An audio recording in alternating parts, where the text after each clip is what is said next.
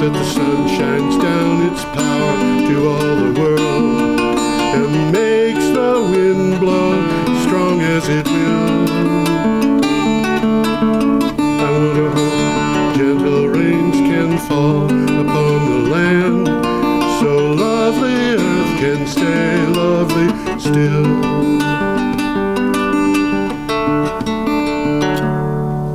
Hello, ladies and gentlemen. Welcome to the 436th edition of Energy Week with George Harvey. I don't think I need this, do I? No, you don't. And the amazing Tom Fennell, who is in the flesh without a mask. You don't need the mask. That's the rules for the time being. So every day, as you, almost everybody watches this knows, I gather news from the internet about energy and climate change, and they're put at my blog, geoharvey.com, geoharvey.com. Tom and I get together and talk about the most exciting bits of the news. Best of the blog. You're supposed to say that. Yeah, it is. It is the best of the blog. Yeah. Well, I, of course, read them, of course, and familiarize myself with them. And I make notes, obviously, and that's what I rely on. But some of these things are well worth reading. Oh, yeah. You know, and I'll try to call your attention to some of them. Yep. And some of them have interesting addenda. They've got videos or something like that. Videos. Some of them have extensive numbers of photographs. Like 60 of them. Well, I lied to you. It was only 59. Okay. Well, anyway, if you are watching this on a place where it's watched, as opposed to having downloaded it and watching it from a DVD, which might still work, I don't know. There should be links that you can link to see the file that's online that Tom and I use to prepare for it. And there's one. Well, yeah, I don't think we explained how you can look at some of these up. Look some of these up. So. Well, you look either at my blog and you click on the date, and we'll try to keep you apprised of what the date is, or you download the file, or you go to the site, and those two, the file that you can download and the link to the site, are both at the places where this goes. I guess clicking on the link is about the easiest way. Probably. Because in most cases, you don't really want to download the file. You just want to read it. It's not a huge file, but it's easier just to look at it online. Well, as I said, some of them are worth looking up. There's some good stuff on those links. Yep. Anyway, should we start? Might as well, can't dance. Okay, we're going to start on Thursday, September 9th. Today is the 17th, and we go back a week earlier. And this is an article from CNN. I'm going to put the picture up so everybody can see what we're talking about. And I'm going to try and put the picture up. I was very confused by that picture, and I realized after looking at it for a while, the solar panels are blue, and the light that goes through them is blue, making the area that's covered with shadow blue, and so you're seeing a blue ground and blue panels. And it is a little... Yes, if you look carefully, you can see that the shadows are blue. Yeah. But basically, you're looking at blue panels. That's what you want to see. Yep. So the little pathways between them are in the shadow, and they're blue. Yeah. This is from CNN. Now, is this particular picture the world's largest solar farm? No, this is not the world's largest solar farm. But the article referred to one that was. Yes, it did. No, which looks very much like this. This could be a part of the world's largest solar farm, but it isn't. It's just one that came up at Pexels. Well, I will read what the title is. Okay. The Biden administration says solar energy has the potential to power 40% of U.S. electricity by 2035. This Solar Futures study, which came from the U.S. Department of Energy, shows how solar energy could play a massive role in transitioning the U.S. power sector to clean energy and achieve the president's ambitious goals to decarbonize the American economy. Well, the Westland Solar Park, which may be this picture, I don't think it is, but it's the world's largest, a solar largest solar project in the U.S. Okay. And it looks very much like this. Okay. And Biden wants to decarbonize 80% of the U.S. electricity sector by 2030. Yes. That's an ambitious goal. Yes, I think it is. And he wants to get That means- 100% renewable electricity by 2035. Yeah, That too is an ambitious goal, but it's doable. I think so. Yeah. And actually, you know, they passed this law basically supporting nuclear power in Illinois. The governor has signed it. Oh, yeah, the that's nuclear so. plants are staying open. But the thing is, when you look into this and you see what's going on, which we will do next week, it might be our first article. The economics aren't there. They have a timeline that says if it's a coal plant, it's going to have net zero emissions by 2030. That ain't gonna happen. Well, I don't know. You know, as I look at some of the stuff that's going on, I think they might just shut them down because they're so. That's what they're gonna wind up doing. Okay, should we go on, Tom? Well, let's see. Solar currently accounts for about 3% of the U.S. electricity supply. You know, whenever we can do better than that. Yeah, whenever you hear the percentage, you got to multiply it by about 1.4. So it's actually probably a little bit over 4% because they don't count rooftop solar. They don't count rooftop, right? This is all utility owned. Yep. Okay, our next we got item. another picture. Whoa, what am I doing here? I don't know. There we go. We got a picture coming up. We have a picture. I'm looking at that car. I'm trying to figure out what it is. It reminds me of a VW, but they don't make a four-door VW. And they don't make the Beetle anymore. That car is made in China. That picture was taken in China. Well, there is an electric car made in China that's 4 doors. It's a copy of the Beetle. Oh my God! It looks like the Beetle. You look at two of them sitting together. And you say, that's a 4-door Beetle. Yeah. Okay. So this could be it. This is from CNN. What do you have for title, Tom? I don't know. I got to move my... let's see. I think, here we go. Biden wants an aggressive transition to electric vehicles. A surprising ally is pumping the brakes. Yeah, in August, President Joe Biden announced... That's so surprising. It's so surprising? Not so surprising. Not so surprising. President Joe Biden announced a target to have half of the vehicles sold in the U.S. be battery electric, fuel cell or electric, or plug-in hybrid by 2030. He could achieve Absolutely. But the United Auto Workers Union, one of Biden's oldest political allies, is resisting this. Well, it's about jobs. I think that's what it is. It's about jobs. They're just saying, yeah, we'll go along with this, but... Well, they got an agenda too, and one of the agenda is they not only want to assemble the cars, but to manufacture batteries and other EV components. Of course, they want jobs for their union. I don't blame them. I mean, that's what unions do. That's what they do. Should we go on? Well, if I can figure out how to scroll this thing, and it would help if I use the right mouse. Yeah, we got another solar park. It looks like the one we were just looking at, except this one is in Chile. And it's also in very dry area. Well, we'll touch base on that. It's unused land. And unused? That looks like desert to me. It's a desert, yeah. And putting up solar in a desert makes a lot of sense. Yes, it does. Okay, this is from Renewables now. Well, Chile's power auction wraps up for the average price of $23.78 per megawatt hour.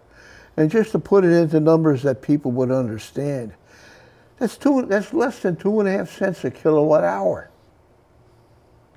Yeah. And in Vermont, the average residential electricity rate in Vermont is 17 cents. Yes. Yep. And the thing that I always tell people is, if you remember when Vermont Yankee came to the state of Vermont when the negotiation was going on for a contract. We'll be talking about Yankee a little bit later. We will indeed. They said, we'll make an offer you can't refuse. And they offered 6.5 cents. And they refused it. And they refused it because they could get power from Hydro-Quebec for 6. But this is 2.378.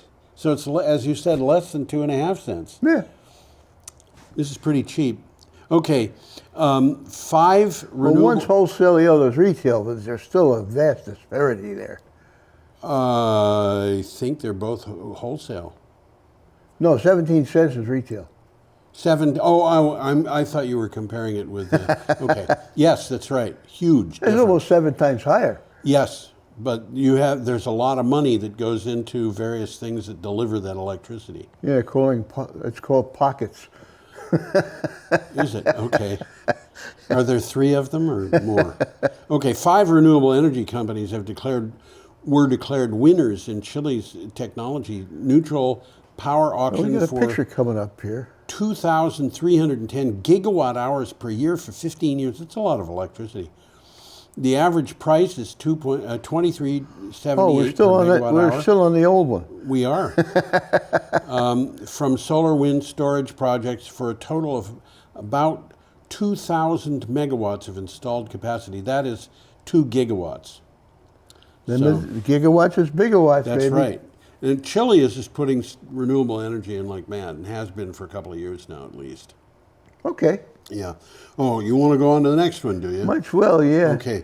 This picture, which Tom is about to put up, there it is a picture of a dust storm that happened in Texas in 1935, before NOAA existed. We used to have dust storms when I lived in Saudi Arabia. And you don't want to be out in one. No, I wouldn't think so. Are they called shamooms? No, the shamoom, well, they might be. I'm Okay. trying to think of the word. There's a steady wind from the north. Okay. And that's got a name something like shamoom, but I don't think it's shamir or something like Okay. that. Well, these things they're the kind of thing, I remember reading about a woman who went out in a blizzard in the Midwest, and she got like 3 feet from the house before she couldn't see it anymore. Wow. And then she knew she was in trouble. Well, during So the she- Dust Bowl, we had a lot of this going on. Yeah, in the US. exactly. This is we like don't that. anymore. No, we don't have storms like that, but we will. Well, if this continues, I mean, right now the reason why we don't have storms is they're still growing a lot of grain in the Well, West. and they're irrigating the land. What they're happened irrigating. here was I have read that this was the result of agricultural practices that had gone awry. I can believe that. And they used to say that if you had a I forget what it was. It was something like if you had a farm in Kansas, your topsoil would wind up in Missouri or something like that. Well, that's it. That actually happens. Yeah. Very much. Yeah. Okay, this is from CNN. What do you have for a title? This summer tied the Dust Bowl for the hottest on record in the U.S. This summer of 2021, which produced numerous extreme weather and climate disasters, was also the hottest on record for the U.S., tying with the Dust Bowl summer of 1936, according to NOAA. The average temperature was 2.6 degrees above the 20th century average. People don't get this. They don't get the fact that 2.6 degrees doesn't mean that it's just a little bit warmer. So you need to drink a little bit more water. Okay. That's- What is the fact that I'm missing? 2.6 degrees, well, for every degree Celsius, and 2.6 degrees is close to 2 degrees, well, it's almost 2 degrees Celsius. For every degree Celsius, the atmosphere will hold 7% more water, which means that... That's the big problem, isn't it? Yeah, if you're talking about the Midwest, that atmosphere, warmer atmosphere can just suck that water right out of the soil. And having got into the air, a little bit of cold will make it precipitate, so you've got a huge amount of rain falling down. Well, there's a map on this website. Yes. And it shows this summer's average temperatures compared to 20th century averages. And yes. according to the map, the disparity is extreme in the far west, moderate in the north, and slight in the south. Yes. So the West has taken the brunt of this. The West has taken the beating. Okay, our next picture is a Ford Mustang, That's a muskrat. 1972. Seems to me that that was not long after the Mustang was introduced. I had a Mustang way back when. It was a nice little car.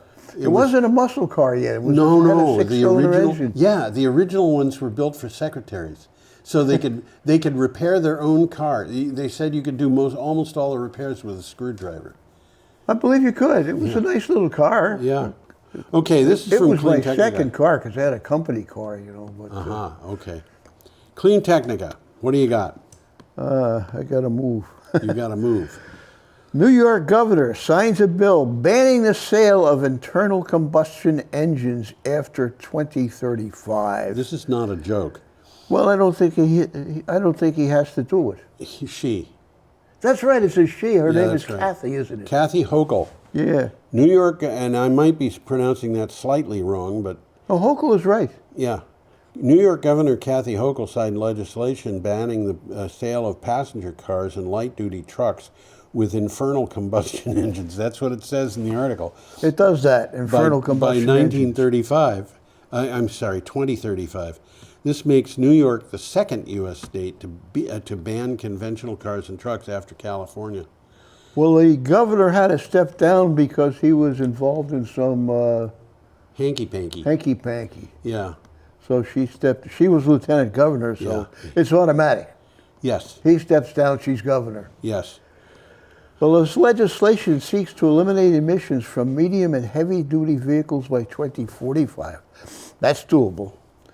And it requires a state government to create a detailed plan for zero emissions vehicles by 2023. That's coming up quickly. Yep. And by the way, hanky-panky in this case was apparently not at all welcome. Uh-huh. He was doing things that there were women who were saying, I don't like He that. was going too far. He was going a little too far. Well, he I guess thought he was God's gift to humanity or something like that. I liked him, but you know, there are certain things that people just can't do, and I think he crossed the line. Well, on the article, there's a list of jurisdictions around the world that have taken action to ban conventional cars. Right. And I don't think they have to. Economics is going to take the over. economics is going to, and it's going to do that very soon. Okay, there was a Xpeng, Chinese company, new cars, 25,000 to 35,000. These are electric vehicles.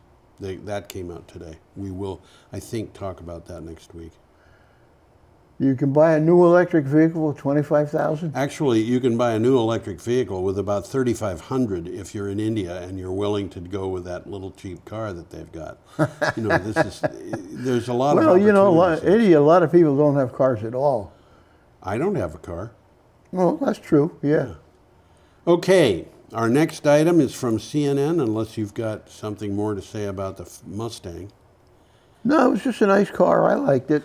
It was, like I say, it was my second car because I had a company car, but... Yeah. This is, I think that's solar panels. Is that what that is? I think it is. It looks like you want it. to put it up so people can see what we're talking about? I'm looking at it here and thinking it's up. Yeah, there it is. There you go. A solar array. Yeah. What do you got for an article title? Democrats' clean electricity program would create nearly 8 million jobs by 2031. Damn those Democrats.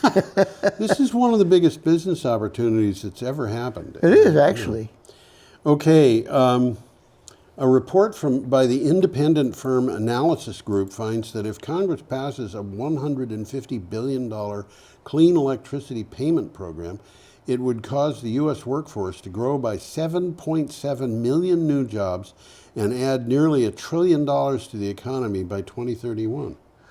Well, many of these jobs would be in building the infrastructure for wind and solar and other forms of renewables. Jobs in retail would also increase. So this is a win-win situation. Yes. And This program would give incentives to electric utilities that increase the amount of renewables while penalizing those who fail to adequately increase clean electricity sources. That's interesting. Mm-hmm.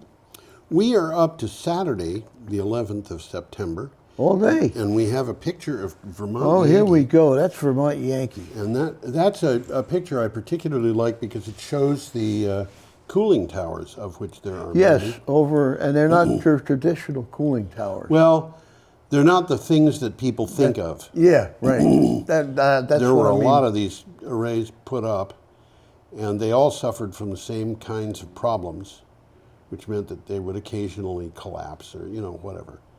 But you can see how big they are because you can see the stairways on the ends. Yeah. Okay. They're smaller than the traditional cooling towers. Much. This is from the Brat Reformer. It is that, and I've been there many times. To the Brat Reformer? No, to that location. I used to deliver to Commons, and I always went down that way. I've been down to Vernon a bunch of times to protest. Well, that's Vermont Yankee, what it looked like in 2012. Yep. And it was still operating in 2012, wasn't it? It was. 20 years after 9/11, Yankee's nuclear fuel still poses a security risk. It's still there, it's on site. Oh yeah, and it'll stay on site for a long time. The Vermont Department of Health still plans for the worst, but the Vermont Yankee site is not as bad as it could have been 6 years ago when the reactor shut down. The nuclear fuel has all been moved out of the reactor core, and by the way, it doesn't say this, but the spent fuel pool, and put into giant steel and concrete casks. Which remain on site. They remain on site, and as a matter of fact, if you think about it, these things are actually pretty good. There were a bunch of casks that went largely underwater at Fukushima, and they all survived fine. Well, their plan was to move these things to some site, I think it was in Texas, and that fell through. Well, there's a new spent fuel thing in Texas that they just got approval from the Nuclear Regulatory Commission. So it exists. Yeah, it's to take 2,000 tons or something like that. That doesn't sound like a lot. It's not a huge percentage of what we've got. But the problem with getting the fuel out of Vermont Yankee, even if it were scheduled to go to that site, somebody's going to have to transport it. And those casks are big. You find a state that will willingly let that fuel go through that state. Yeah, absolutely. This is not going to be easy. They are safe in these casks. In the casks, but you got to remove them from the casks. Eventually, you can't just move them in the cask. You can't, huh? No. They have to be. That's called thinking in advance, isn't it? Well, I can understand that. The casks are designed for one thing and transportation facilities are designed for another. All right, should we go on? I think we should. We got an interesting picture of a guy on a tractor here. On a tractor, and this is from Clean Technica. That's not Jack. That's not That's Jack. Byron. No, that's Byron, who's the Jack's owner of Jack's. Yes, and I think he's the grandson, or is he the great-grandson? I think he's the son, isn't he? No, I think he's the grandson. Well, I got that explanation, I think. Okay. The article says that the future of agriculture combined with renewable energy finds success at Jack's Solar Garden. Right. And what you're going to say explains who Jack is. Well, not perfectly. A 24-acre family garden purchased by Jack Stengeri in 1972, so this is 50 years ago he bought it, has evolved into a model for how to produce energy and food in tandem. Jack's Solar Garden is the largest commercially active agrivoltaic system in the United States, combining agriculture with PVs. And by the way, I don't think this is 24 acres anymore. I think it's it's not. The article says it's not. Yeah. It's 5 acres. It's 5 acres. That's what the article says, yeah. Jack, I got a little note here. Jack's Solar Garden once grew hay, wheat, and cattle. Now it is a 5-acre community project producing 1.2 megawatts of clean, renewable energy from 3,300 solar panels, which is enough to power 330 homes. Yeah. 10 solar panels per home. Yeah. As well as crop production, pasture grass for grazing, pollinator habitat, and ecosystem services. Plus, a local nonprofit called Sprout City Farms trains young farmers to cultivate the crops under the solar So panels. they have a bunch of things going on in Jack's solar garden. Well, they're doing what I think they should do. I mean, absolutely. dual income sources, one for the electricity and one for the crops, makes a lot of sense. Yeah, to me. and there are farmers all over the United States who are doing that with wind power and their crops, whatever the crops are. It's easier to do it with wind farm. You can put a wind farm right in the middle of a cornfield. Absolutely. And that's what they're doing. Yeah, absolutely. Here you're not going to grow corn under those panels, but you could grow potatoes and tomatoes. Yeah, and there other are crops. A lot of things. You can grow grass under them and have sheep graze. Not goats, sheep. Don't put goats on the goats are going to climb on the panels. Okay. Well, a nice picture of New York City coming up there. Oh, look at that. That looks familiar. Well, I think that's Broadway and 43rd Street. Do you? I think it is. It's close to Times Square. Okay. This is from Clean Technica. And what the article says is New York City plans a major expansion of EV charging stations. Well, this has to happen. Yeah, there may be an answer to EV. You know what? Huh? Try getting gasoline in Manhattan. Say what? Try getting gasoline in Manhattan. I haven't in a long, long time. There are not a lot of gas stations in Manhattan. I can believe it, yeah. Too expensive for they want to use the land for another purpose that'll bring in more money than the gas station. Yeah. There may be an answer to EV chargings for residents of New York City. According to the Staten Island Live, the city will create one of the country's largest electric vehicle charging networks over the next 10 years in an effort to reduce its greenhouse gas emissions. I think New York is about as car hostile as a place can be. Oh, yeah. I mean, definitely. People spend there are probably people who are spending 4 times as much on a parking place as I spend on rent. You know? Absolutely. A parking space in Manhattan is very, very expensive. They're very expensive, and then on top of everything else, it's like I said, get the gas. Where do you go for gasoline? I happen to know a place where I went for gasoline when I was visiting my brother in Manhattan, and it was about 8 blocks from where he lived. But if I didn't know that place, I could have searched all day. Yeah, it was along the river. I could have searched all day and not found a gas station. They're not. Well, you don't really even want to drive a car into Manhattan if you can avoid it. Yes. I mean, there's plenty of taxi cabs. They'll take you where you want to go. Well, I had a friend who lived in Bergen, New Jersey. Spent a week there one night. Did you? Yeah. And I would drive down, a lot of the time, I would drive down to his house in Bergen. That makes sense. And then take a bus to That makes sense, yeah. No.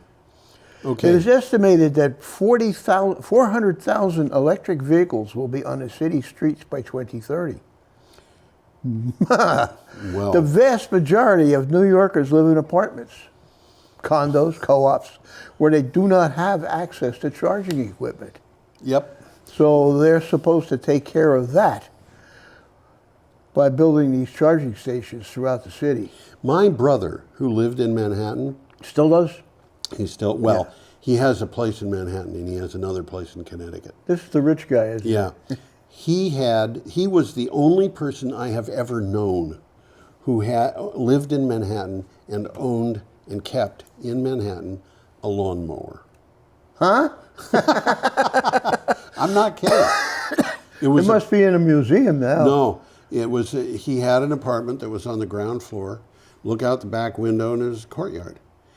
Now his wife very wisely covered the whole courtyard with English ivy, so you didn't have to mow that. Mm-hmm. But there was a patch that they decided they were going to have for grass, and it was about, I'm going to say 15 feet long and 6 feet wide. A little putting green. Yeah, that's right. But they had to mow it, so they had a little pusher mower. But how many people have you known? Living in Manhattan is not like living anyplace else. Well, that's not exactly true, but it's not like... It's pretty close to the truth. Yeah. Should I go on? I'm just trying to read.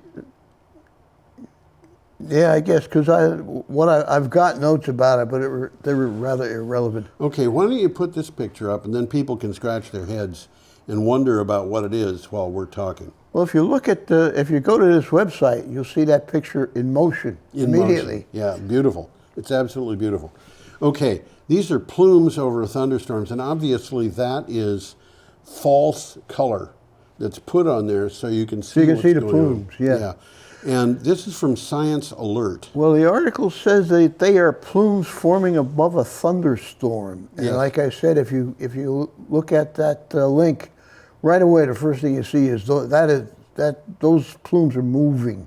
Yeah, the one on the left is really violent. And the one on the tip. right, yeah.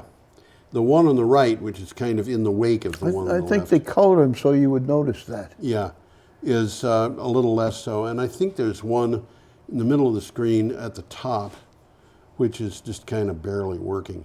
But, okay, just before a severe thunderstorm produces a tornado, high winds or hailstones, a plume of water and ice billows up from the top of the storm.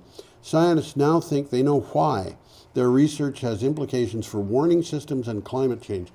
And they're saying that they can give a half-hour warning on a tornado with this stuff. Well, they're looking for these things now. They know what they are, they know what they come from, and they know that there's a high degree of possibility that there's storms happening there. Right. So they can warn you. There's an interesting video in this show. It takes about 3 minutes, and it shows them these things happening. Yes. Okay, our next item.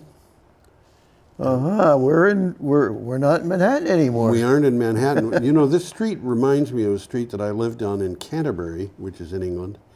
Because that could be New York. If you look, well, except the buildings on the left there on the left are different. Yep. are different. You see buildings on the left, a group of buildings, they're all old. And then everything in the middle is new. Why did that happen? Well, it's simple. It's because the neighborhood was bombed. Oh, was that what happened? Well, you see this all over London. Yeah. You know, it's just all over the place. And in the place where I lived, we had 19th century buildings across the street from us. We had 13th century buildings at both ends of the street, which is only a block long. Yeah. But our side of the street was all built after the war. All modern stuff, huh? So. Well, that's Devonshire Street. That's right. And if pending, well, you're going to say that, UK legislation will require all new homes to have EV charge points. Yep. If pending UK legislation becomes law, all new homes will be built to have EV charging. New non-residential buildings will need to provide charging infrastructure per every 5 parking spaces, and other existing non-residential buildings are to have charge points as well.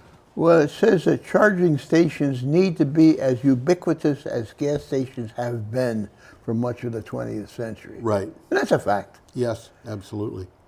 Okay, our next one is about the Energy Secretary, Jennifer Granholm, going to New Hampshire, and she's in that picture. She's the tallish woman who is in the middle. Bring her up. There we go. Boy, she's Joe. the tall woman in the middle. She's right in the middle there. Yep. And Senator Hassan, is that her name? That's the one on the right. On the right, and I don't know the rest. Okay, this is from New Hampshire Public Radio. Well, that's what it says. We just said Secretary Granholm's in the middle. Senator Maggie Hassan is on the far right. What do you have for a title? They're on a former landfill in Dumbarton Road in Manchester. The site will soon have 8,000 solar panels. Yep. Do you have a title for the article? I'm going to read that. Oh, good for you. U.S. Energy Secretary visits New Hampshire solar project and touts an infrastructure bill. Well, she's been all over the country with this infrastructure bill touting project. I mean, she's just visiting state after state after state. This is her thing, huh? Yeah, for the time being. Well, she's got an important job. That's her job. Energy Secretary. It's cabinet level, right? Yes, it is. Energy Secretary Granholm came to New Hampshire to talk about renewable energy and the Bipartisan Infrastructure Investment and Jobs Act passed in August. A recent DOE report found that solar energy could provide 40% of the country's electric energy by 2035. That's not hay. 40%. No, it's not hay. 2035 is coming up. It is. Okay. Well, Granum said that 19% of New Hampshire's electricity came from renewable sources in 2020. 19%. It's and this is this is a quote from her. It's a shame that New Hampshire is number 40 in the country in terms of the percent of energy. What's Vermont? We're the highest, I think. We might be. We're number close one. to 100. Yeah. It depends on how you count. Using unproductive lands to be able to put solar panels on is great, she said. Yes, absolutely. Duh. And of course, what they're doing. Yeah, here we go. By comparison, 99% of Vermont's in-state electricity net generation came from renewable sources in 2019, Yep. which is the highest in the country. Right. And what it doesn't say is Vermont's out-of-state electricity generation is also renewable because it comes from hydro. There is a bit that comes from the Seabrook nuclear plant in New Hampshire. A little bit of it, very little bit of Very it. little bit. Mostly it comes from Hydro-Quebec. Yeah, the huge bulk of it comes from hydro. Well, they own Central Vermont Power. They are the ones who undercut Vermont Yankee by half a cent. Yeah, we're going to make you an offer you can't refuse. Guess what, guys? I just refused it.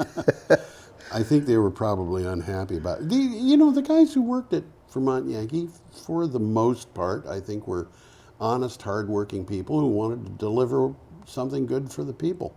I think so. There were a few of them I was a little bit dubious about. But that's true of any group of people. Okay, our next item. We got a picture coming up We have here. a picture here. Let's see if I can't find that picture. That is not an oil drilling rig. That's really a UFO. It's mislabeled. Looks like a guy standing in a rowboat. Oh, that's what it is. Of course. Okay. According to the article, it's an offshore oil rig. So yeah, this is from Clean Technica. Despite climate red alert, Interior Department moves on Gulf lease sale. This is ridiculous. This is really distressing. Despite a clearly catastrophic climate change, the Interior Department decided to sell offshore leases of over 80 million acres in the Gulf of Mexico. It estimates the area will produce up to 1.1 billion barrels of oil and 4 trillion cubic feet of natural gas over 50 years. That's what it's about. It's about I got money, isn't news it? for you. It's not going to happen over 50 years. What's going to happen? I don't know, but I can tell you that 40 years from now, that's not going to be producing anything. Nobody's going to want it. Nobody's going to want it. I'm surprised. Well, wildfires across the West, Hurricanes Ida and Nixie setting rainfall records, flash floods, tornadoes, evacuations, property damage, power blackouts, deaths, all fueled by climate change. And they're doing this?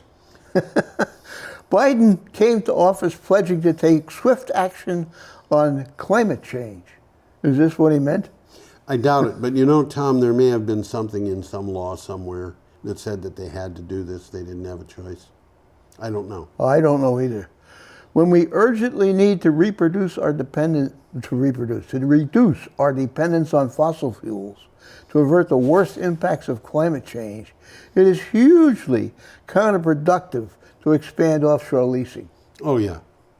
The days of the fossil industry driving our climate and energy policy must come to an end. Well, there's another thing here, too, and that is if you remember the Trump administration leasing land in Alaska, they didn't get good bids on that land. The bidding was terrible. Well, they never wound up doing it. It was good land for... It depends upon where they were. That thing around that salmon run, right, which was right. that was a mine actually. Right. They kind of said no to that. Okay, we should probably go on. Well, we got a picture of what is this? A coal burning plant? Yeah, you can always tell the coal burning plants because they have thick chimneys. They may or may not have the big cooling towers, but if you look around, well, there's the cooling towers in this picture. Yeah, if you look around in the picture, you can see a thing that comes up at an angle, a ramp. Yeah. It's actually conveyor belt. That's how they move the coal. And that goes from the basically the bottom of the plant you go over to the right to the edge of the picture. Yep. And it goes to the middle of the plant, up at an angle. It looks like it goes between those two chimneys. And It does, yeah. And that's for carrying coal into the plant. And Yeah. you know, a natural gas plant or a nuclear plant wouldn't have that. Does not have that Yeah. nonsense. Okay, this is from CNN. Coal burning plant in Victoria. That's Victoria in Australia. State in Australia. Australia is shaping up to be the villain of COP26 climate talks. If Australia's allies are worrying that the country might cause them problems at upcoming climate talks in Glasgow, That's COP26. that's COP26. The events of the past week should leave little doubt in their minds. Australia made clear that it plans to pursue a business-as-usual approach to the climate. In other words, they're going to burn coal, they're going to mine coal, they're going to go after natural gas. Yeah. I don't know what to say about that. Well, do you have any notes on that? Australia is the world's second largest coal exporter. Yeah. And the fossil fuel companies wield enormous power in the country. Yes. That's basically what's happening. Yes, absolutely. Well, Australia has the highest amount of solar radiation per square meter of land than any other continent. Despite this, just 9% of the country's electricity comes from the sun. Which is a whole lot more than we have in the United States, by the way.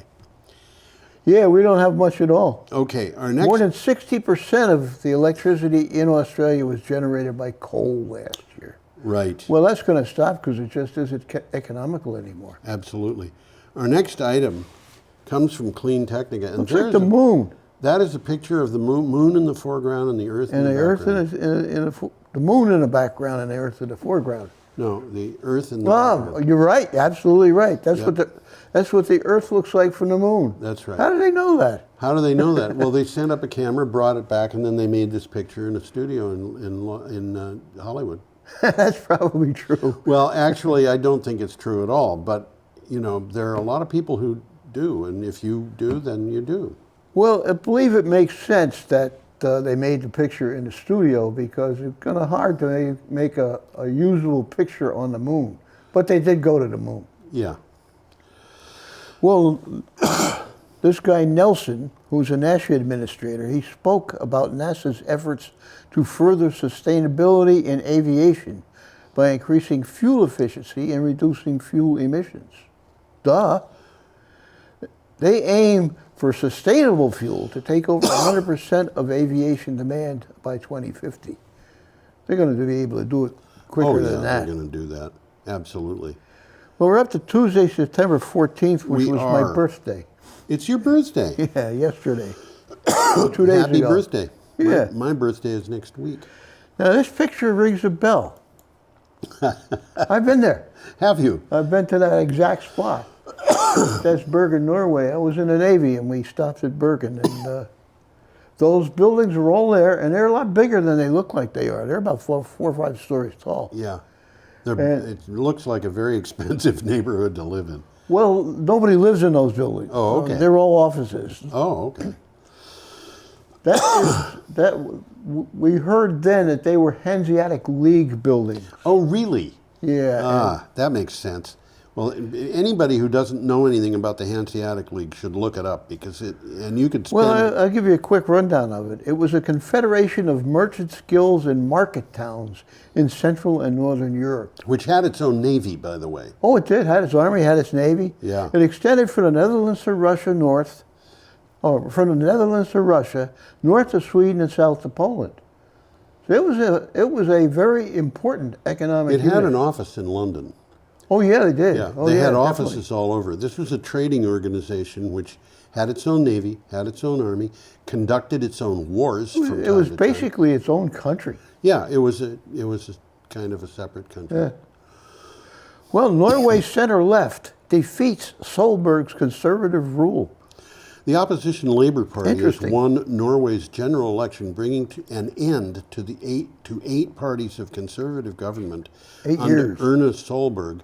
Norway's biggest export is oil, and the Green Party campaigned to close production down in a few years to curb the country's carbon emissions. Well, it's interesting. Norway generates a lot of oil, and they don't use any of it at all. They export it all.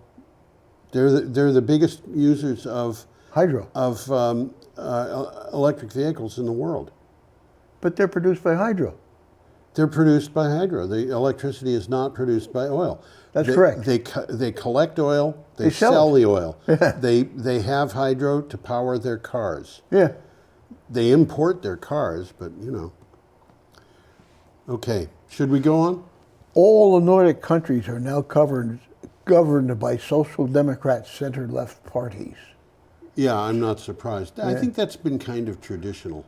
Well, except for Norway. Norway had in the last 8 years, I think it was a little unusual. It is traditional. Yeah. No question about it. And Finland, by the way, had an interesting thing because it was a country that was run for a long time by a communist yes, party. it was. But it was run under a democracy with other parties allowed. It was not part of Russia.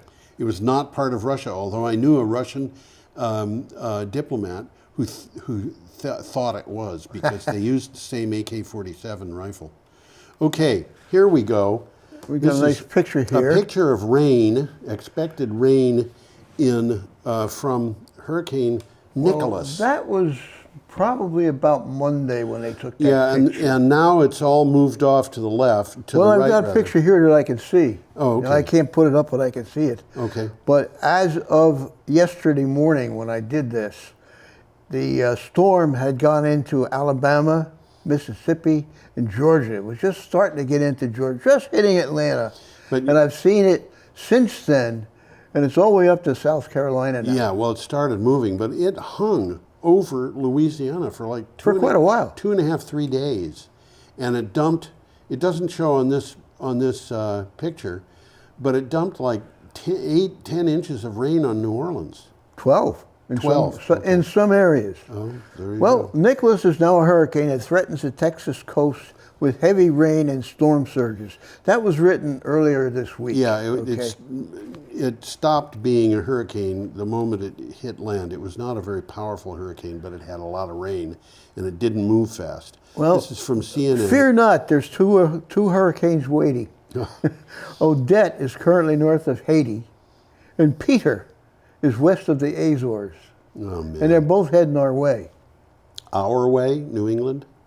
Well, they're going to be aiming toward Florida, but where they go from there it's is kind of unknown. Nicholas strengthened into a hurricane and threatens to bring heavy rain. Threatened. It did bring heavy rain. Storm surges and strong winds to portions of the Texas coast. According to the National Hurricane Center, it said that Nicholas could produce as much as 12 inches of rain or more in some areas. That's a lot. But this is what this climate change thing has brought us. It's doing, yeah. Yeah. Well, there's one projected track for Odette, and it's straight along the East Coast. Oh, man. Right up the coast. And it's going to be primarily a rain event. I remember... So we'll probably get some of that rain. Many years ago, reading that the United States had not been hit by a hurricane in 3 years. And that's changed. Yeah, that's changed. And anybody who thinks the climate is not changing should look at things like that. Should we go on? Well, a quick one here that Nicholas is the season's 14th named storm. Right. The 14th named storm usually doesn't happen until November. Yeah, well, things are changing. Okay, our next one comes from BBC. The time is up. Yeah. And young people are very worried. Well, they should be. This is the world they're inheriting. Absolutely. You and me don't have to worry much. We're not going to be here. Well, who knows? Honestly, I'm worried about me. Yeah. Because things are getting crazy. They are that. Yeah, but if I were 20, I'd be. Well, that's what this article is about. On the other hand, I would be excited about doing something. A global survey shows depth of anxiety among young people feel about climate change. 3/4 of them said they thought the future was frightening. Over half, 56%, said they think humanity is doomed. And over 45% of those questioned said feelings about climate affect their daily lives. So they worry about it. They worry about it. Yeah. Okay, should we go on? Do you have something Yeah, we else? got a nice picture here of a This is fascinating. A battery swapping operation. This is from Clean Technica. Wärtsilä. That's what Wärtsilä is what they pronounce I have no idea. It's Finnish. I looked it up. I got a video. Yeah? And they pronounce it Wärtsilä. Okay. Wärtsilä. Okay. And they said it about 9 times, so I heard Okay, them. I believe you, Tom. Well, Wärtsilä is swapping batteries for waterway vessels in the Netherlands. And that picture there, that green thing's a battery. That's what it is. And there's 3 of them on that boat. Wärtsilä has, I'm copying Tom's pronunciation, has come up with a mobile battery swapping system to help power and repower electric waterway vessels. This may be an old idea, but it's new in the real world. The first order for an initial 3 units was placed and fulfilled in June in the Netherlands. Well, Wärtsilä has a network of charging points where the depleted battery containers can be exchanged for fully charged replacements. Okay, Yeah. and that's what you're seeing they're doing here. Yeah. They're pulling right in, taking the old one out, putting a new, freshly charged one in. And this is interesting. They're only charging for the cost of the energy. Oh, man. So that's pretty cool. That's pretty cool. Ships participating in the service will eliminate around 100 or around 1,000 tons of CO2 and 7 tons of nitrous oxide per year. Wow. So this is significant. It is, and it will go on in other places. I mean, Well, as you can see from the picture, these batteries are big. yeah, they are. And there's 3 of them per vessel. Yeah, yeah. Oh, that battery has enough capacity for 36 cars. Okay. Okay. Our next item is from CNN. This is a pretty country. Yeah. What do you got for a title for this, Tom? Pair of California wildfires is now threatening some of the world's largest trees. Wildfires in California's Sierra Nevada mountains have forced much of the Sequoia National Park to close. 2/3 of the Sierra Nevada's giant sequoia grove acreage has already burned in wildfires of 2015 to 2020, according to the National Park Service. They're going to be gone in a few years. Well, I got to point something out here, and that is the giant sequoias have very thick bark. And Yes. So their cambium layer is insulated. So they are fire resistant. They're fire resistant. They can be destroyed by fires, but it's not easy. Well, these giant sequoias can be as much as 3,000 years old That's older than I am. and can grow to heights of 300 feet. These are big trees. That's taller than I am. These are big trees. 300 feet, we're talking about a 30-story tall tree. That's a tall tree. That's a tall That's tree. bigger than anything in Brattleboro. Is it bigger than Wantasticate? Gee, it might be. It might be. That's frightening. You know, when I was a kid, we called that Rattlesnake Mountain. Did you? Yeah, Rattlesnake Mountain. absolutely. Well, there supposedly are rattlesnakes up there. Not very many, but supposedly. The guy who told me it was Rattlesnake Mountain was a guy I was 6 and he was 80, you know. So he might have been, I don't know when he was born, but he might have been born in 1870. And he said it was Rattlesnake Mountain. And I Well, it's said, a kind of terrain that rattlesnakes seem to like. yep, and there are rattlesnake dens not very far from here. I lived near one in Connecticut. Uh-huh. It was big. But he said that I asked him if there were any rattlesnakes, and he said he had not heard of one on Rattlesnake Mountain. He said there was a guy working on the railroad in Ashwillet who got bitten by a rattlesnake, got bitten on the finger. But I hate it when that happens. yeah, it wrecks your day. And but he said that was a long time ago, and I said, how long? And he said, well, that was when the railroad was being built. Oh. I think that was about 1847. Okay, we have one last item, which is Well, I fun. think one of the things that's happening is Rattlesnake Mountain is very active with hikers. Yeah, And I would imagine just automatically, if they can, they kill the rattlesnakes. hikers? Man, I'd run away. But I'll tell you what we have on Elliott Street. Yeah. I saw this guy Rattlesnakes. walking down the road one day. He was a rattlesnake. No, gray fox. A gray fox. Yeah. Ah. I looked them up. I didn't know much about them, and I found out gray foxes are better than cats at climbing trees. They jump from limb to limb. Is that so? Now I know why our squirrel population disappeared. There's Okay. not as many squirrels around as there used to be. Not that's for anything sure. like. Okay, here we are at an item from Clean Technica, and I found Got this a kind of picture here if I exciting. can't get it up. This is an electric truck. It's an electric garbage truck. How about that? In New York City, DSNY, which is the Department of Sanitation for New York. That's what it says on the truck. In at least 2 places. Okay, and this, as I said, is from Clean Technica. What do you have for a title? Clean Trucks New York program to bring significant benefits. Yep, New York Governor Hochul. Hochul. You know, she looks like she could be as interesting in terms of climate change and stuff as Cuomo was. Oh, I think so. Justice- She's no slouch. This No, lady. I don't think she is. We'll see. We'll see. She gave the green light last week for the state to move forward with the Advanced Clean Trucks Rule.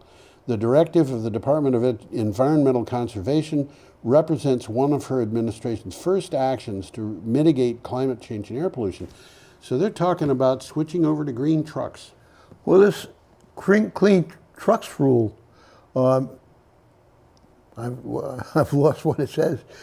It prohibits them from making internal combustion engine trucks. Right. So they're not going to be buying any internal combustion engine trucks. And what is happening here is internal combustion engines are being hit hard over and over and over again as their potential customers turn away from them. Well, as I have said many times in the show, it's the economics, stupid. That's right. Okay, we've got about 3 minutes. Well, we got no more pictures. We got no more pictures, but we do have this. I wish that everybody have a comfortably grand weekend. Goodbye. Come back Adios, next time. amigos. Yep.